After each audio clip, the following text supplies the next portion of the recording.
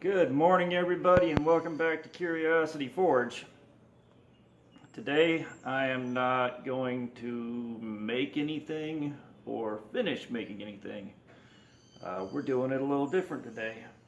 And what I've got right here in this tin, believe it or not, like every other one of these tins in existence, there aren't actually cookies in here. What I'm going to work on is, you can create your own drum roll, I'm not doing it. Okay. This Sterling #1 bicycle wrench from give or take around 1900. I ordered this for 14 or 15 bucks on eBay, and it got here a couple days ago, and I haven't had the workshop to myself to do a video on it. And the movement on it was really bad, so I went ahead and threw it in that tin and put a nice thick layer of WD-40 in the bottom and just let it sit there and soak for, I don't know, like 2 days. Sorry, I kicked the tripod until I had the workshop to myself. And okay, I got a quick kick in that. This was inspired by watching a whole lot of Scout Crafter videos. If you like, really funky old vintage hand tools like this, and you want to know more about them, he's the guy. You want to go to his channel, check him out, do him a favor, subscribe. Really nice guy. He responds very well to feedback in the comments section, and he seems to be really happy to have feedback and people paying attention. And what he does is he takes vices, and he has got a couple of vices that I would consider trading one of my testicles for. One of the videos, my favorite vice of his collection is a 3-in-1. It's a vice, it's an anvil, and it's also a very weird hand-powered drill press. And it looks amazing. Yeah, he does a lot of restorations on wrenches, pliers, screwdrivers. So you get to see these really old tools.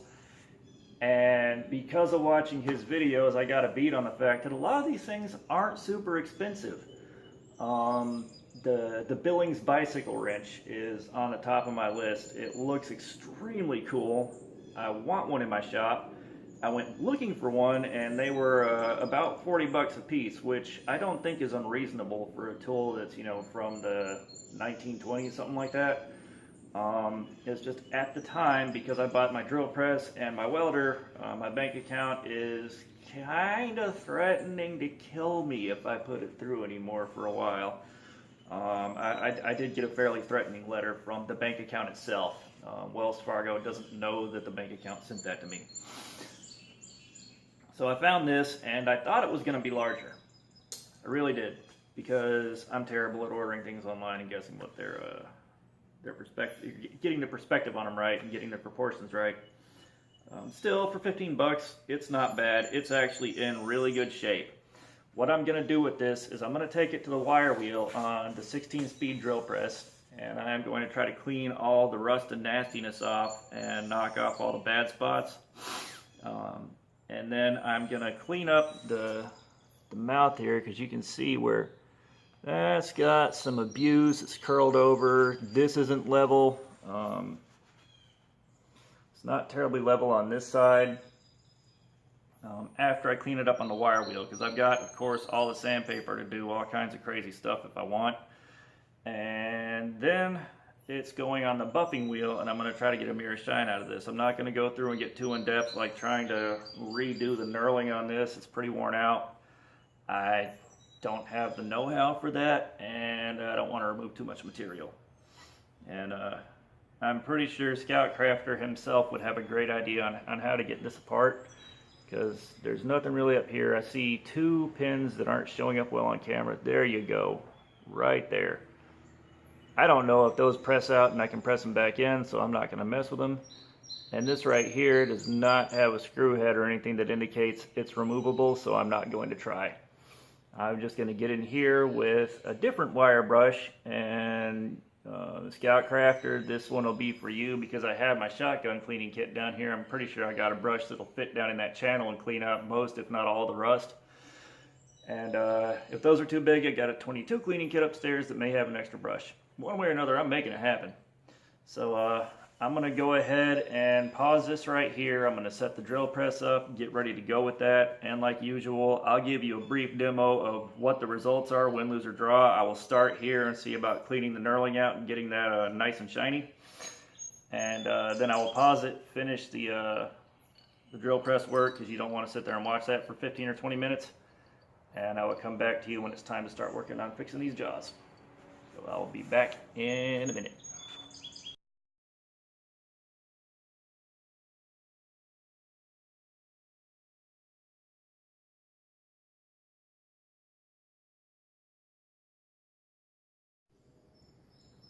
I'm also going to do myself a favor, and I'm going to take a before picture real quick so that I can share that here and towards the end of the video. I was thinking about the process Scout Crafter uses to do his stuff, and he always does a before picture, and I was just thinking about, like, oh yeah, that would be a good idea. So we're going to do that. And again, if you haven't checked out Scout Crafter yet, it's 2 words, Scout Crafter. Just go to your search bar on YouTube, look him up real quick, give him a subscribe and a shout out. The videos are really cool. They are super relaxing, and I love seeing the old vintage hand tools. But we'll get a before picture, and then I will start the drill press up. And that was the clearest before picture I can take. Trying to get back and get a sense of perspective on the size. That also included a batch of Damascus steel Kiridashis that I'm working on that will be going up for sale as soon as they are done and they're right. There are a lot of interesting shapes there that are going to be really effective. They're just not quite what I wanted them to look like, but when you're working with offcuts and remnants, you get what you get and you work with it. So drill press time. Alright, it's time to play, and I apologize in advance for the amount of noise this is going to make. This thing is very loud, but it's also insanely fast, and it makes an unbelievably excellent replacement for a buffing wheel that does other things.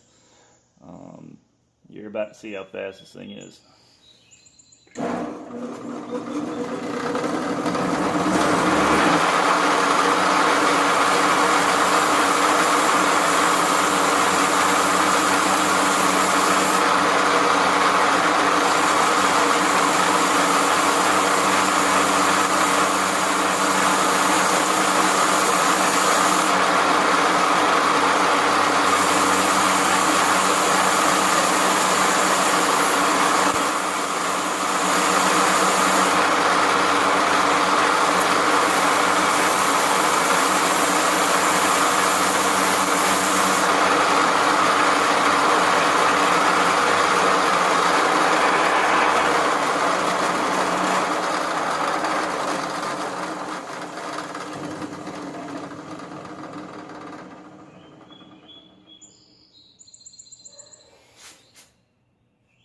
Come on, focus. But that's what that looks like after its first hit with the wire wheel. It's way cleaner. It should run a lot smoother. It's back to a grayish color. My next thing is going to be attacking this rust. I'll show you whether or not this gets results. Fire in the hole.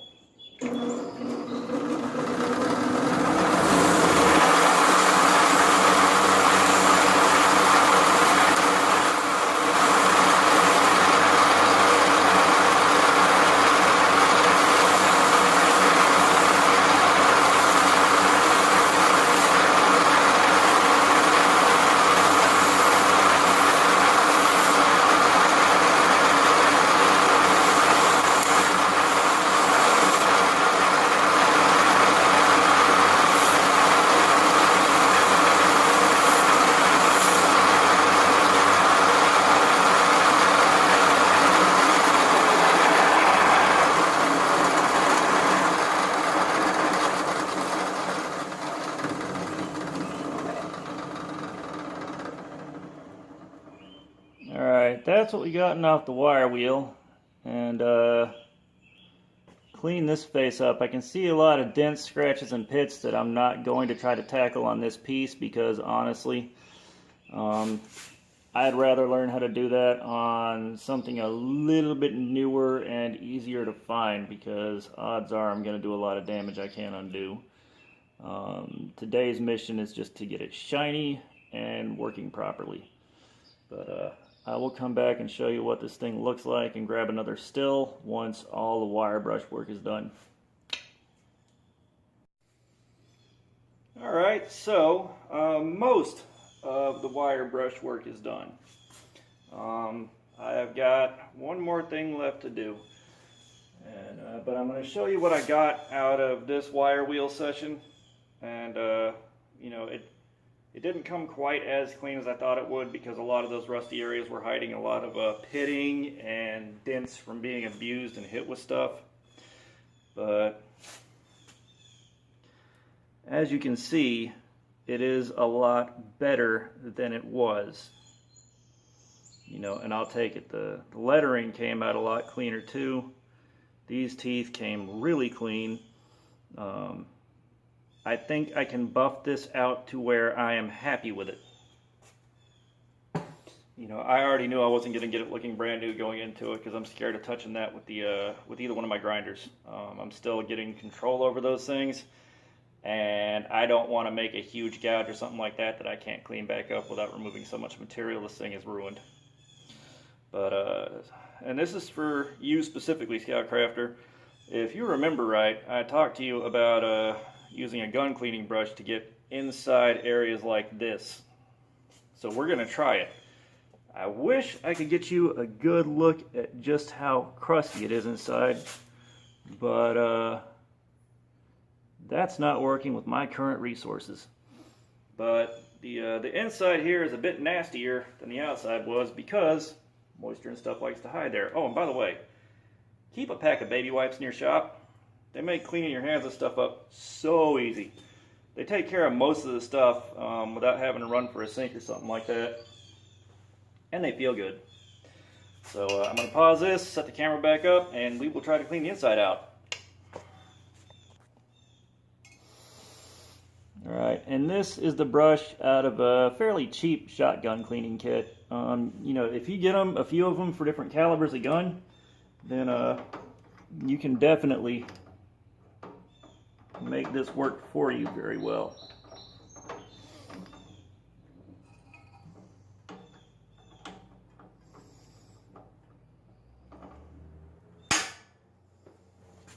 Okay, that's chucked up in there. Let's see what happens.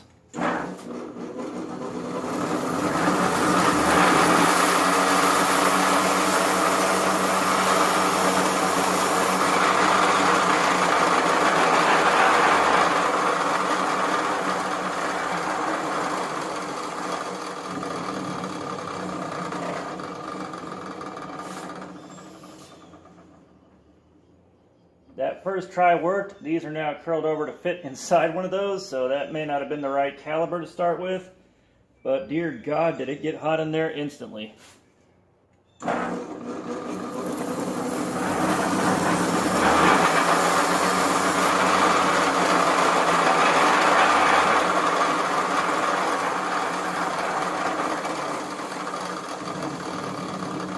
So that is working like a charm, but you may want to use a bit slower of a press to do this with because this is making it insanely hot, so I'm having to cool it off quite a bit. But it's getting in there and removing a ton of corrosion, so that may help you out a little bit later on. I'll come back when it's time to start cleaning these jaws up. Okay, what I've got set up here is a $7 granite serving tray from TJ Maxx that's extremely flat right here, and I'm going to spread this sandpaper out. It's 1000 grit, and use this to work on cleaning those dinged up areas out, and I may try a couple other things while I'm here. But I'm going to spread this out and use Windex as my lubricant, and I'm going to set you somewhere where you can get a better view of what's happening, so hold on. Okay, we're set up. Something else I've got, and I've showed everybody in my blacksmithing groups, Scoutcrafter, this one's aimed at you, is I took a railroad spike and I sanded one side flat. I chamfered these edges a little bit, and this is what I use for hand sanding blades and flat surfaces to an incredibly high shine going from 120 to 3000 grit. Wrap a little around here and work on the piece till you're happy with it, move on to the next one. I am going to use this for getting into here to get it as flat as I can. But first things first, let's work on this one. My name Lil Windex, yo.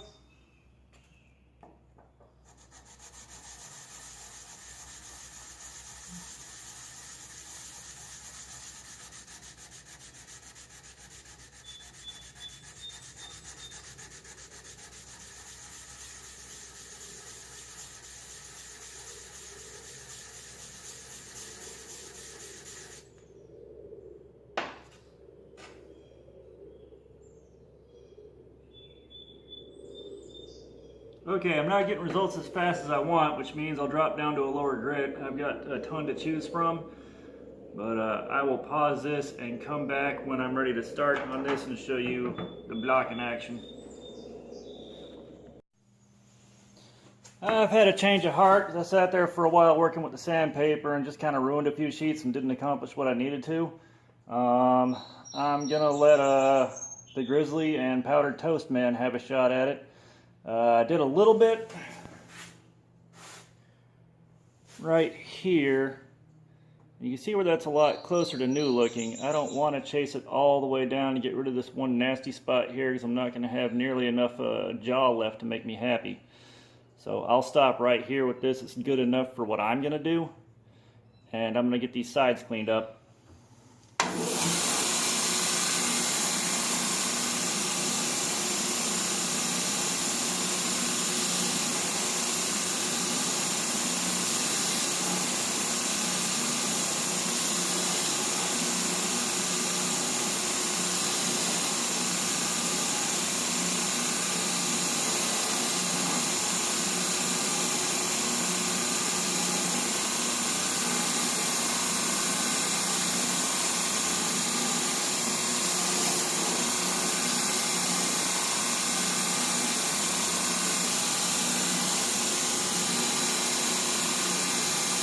And that's clean enough for me. I'm kind of hitting this right here. I don't want to, but I have to get this, and we'll see if the buffer will clean that up. So I'll get the rest of this done and come back when it's time for the buffer and get a still of this thing before I buff it out.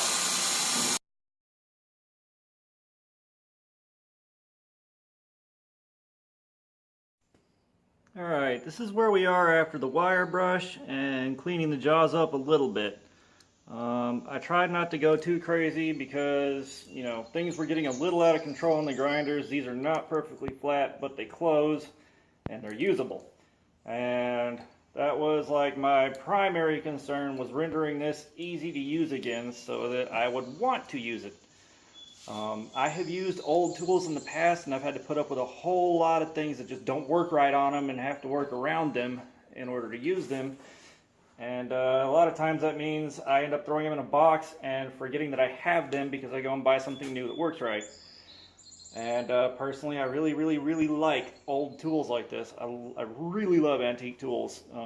They're just, really, it's because they make me look like an even more eccentric bastard than I already am when I'm working with them. Take that for what it's worth to you. But yeah, I've got the buffing wheels on here, and what I've got, and I went to Harbor Freight and got these, was the black, the gray, the green, and the white compounds. And I've got 4-inch buffing wheels for the black, the gray, and the green, and right now I got a 2-inch buffing wheel for the white. The buffing wheels were all like $4 a piece.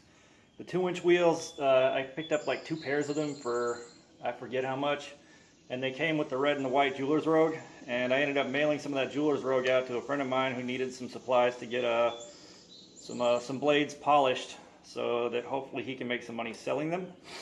And the compounds are really cheap too, so I mean, you can get a buffing setup that if you have a high enough speed drill press, you can take things from fairly rough to a mirror finish easily, depending on whether or not it's hardened steel. the leaf spring that I ran through heat treatment for the James Davis knife, that did not want to buff out. I think I spent like almost a full day just working on that. So definitely take your time and learn what you can and can't do with it. Well, we're going to start on the black compound with this, and like usual, I'll give you a little bit of a taste of what this is capable of doing while I find out what it's capable of doing, and then I'll stop this and come back when everything is done.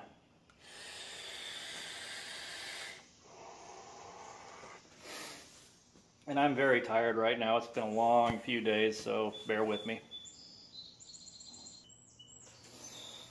And we're going to start with the black compound on the hardest piece to do first, so that, once I get this figured out, the rest of it's going to be smooth sailing. Come on, open.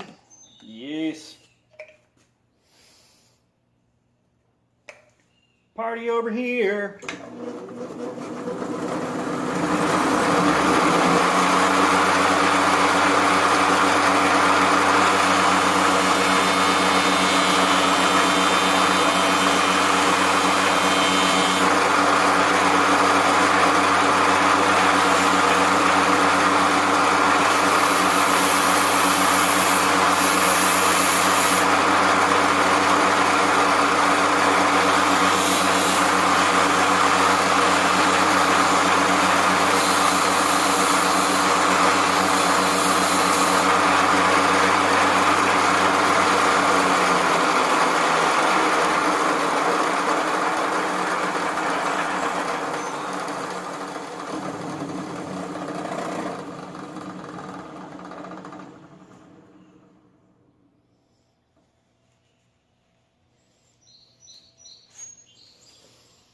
Okay, that little bit brought me up to a good shine. I'm going to keep working this for a while and see how far I can take it.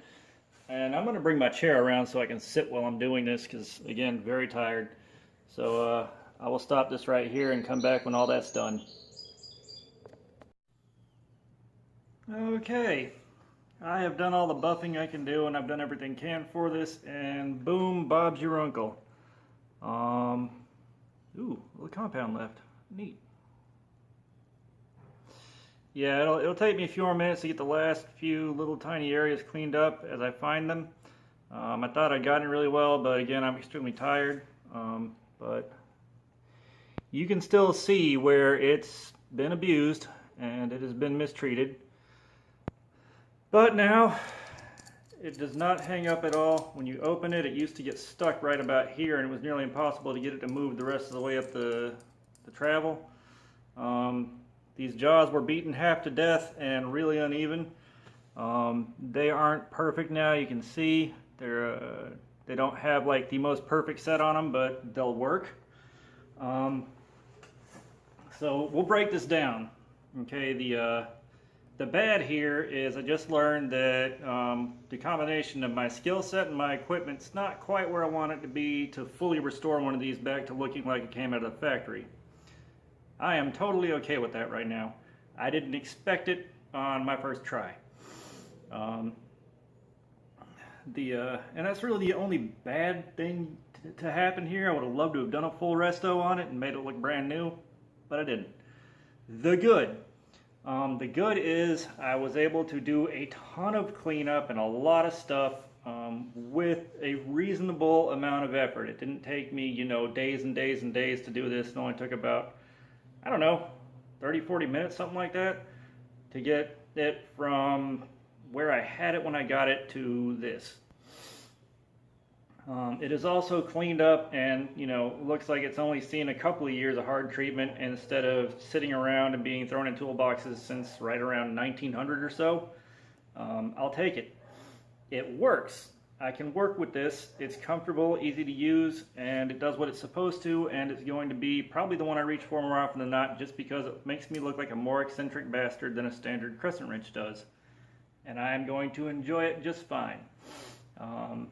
Now, one decision I've made is I'm going to go through, I've still got toolboxes, several of them in that room that haven't been gone through and organized yet, because I don't quite have anywhere out here to put them right now.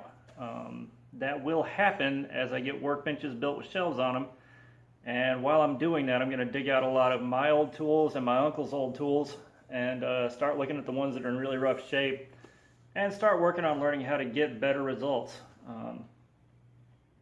You know, and this came just off of watching a lot of Scout Crafters videos and some hand tool rescue. But hand tool rescue, that's a lot of power tools and stuff like that that have very complicated disassembly and reassembly procedures that I don't really want to participate in. This is where I like stuff. Don't get me wrong, I love the old power tools too. They look so much cooler than they do now. But this is where I've got some confidence. I just did not have the confidence with the either of the belt grinders to really strip all these dents, dings, and everything else out. I knew I wasn't going to be able to grind it down very far and keep the lettering on here. It's not a deep stamping, but that's okay. There will be more. As I start selling things out of here and putting money in the bank and doing other stuff, I'll be on the lookout on eBay and trolling for more of the kind of stuff that I like. The Billings bicycle wrench is definitely on there. There's another variety of wrench that's similar that I was pointed out that I like. I can't remember the name of it now, but that's okay. It'll show up later. And once I start ordering these and doing these jobs on them, you'll see these pop up in the video feed occasionally too. I'm definitely working on figuring out how to develop things and create more content than just, oh boy, I'm grinding another knife again, because that'll get old after a while. And I do still have a lot of new knives to try out and see what happens. But, you know, I definitely want to have like more than just one thing going on. And I got a lot of general blacksmithing stuff. I'm not too far off like from attempting my first motorcycle chain Damascus. If Tim over at Big Dog has actually mailed out the metal cutting bandsaw blades that I sent the money through PayPal to cover shipping on, then I should be able to work a regular stack of Damascus billet over. And I also have a couple of unboxing videos coming up which are going to be interesting because I don't know what's in them. All I know is their boxes. One of them, Jason Sullivan, was kind enough to offer some steel cable so I can try to make some cable Damascus because I very, very, very much want a cable Damascus knife with the cable handle on it as part of my collection. And he was kind enough to offer some extra steel cable. I just paid the shipping on it, and that's on its way. But he also said there's going to be some other stuff in it. And my other guy, James Duncan, he's putting together a box, and he doesn't want me to pay him, so I am making him something very cool in exchange, and he doesn't have a say-so in the matter. So that's what I've got for today. Hopefully everybody that's watching this is doing well right now.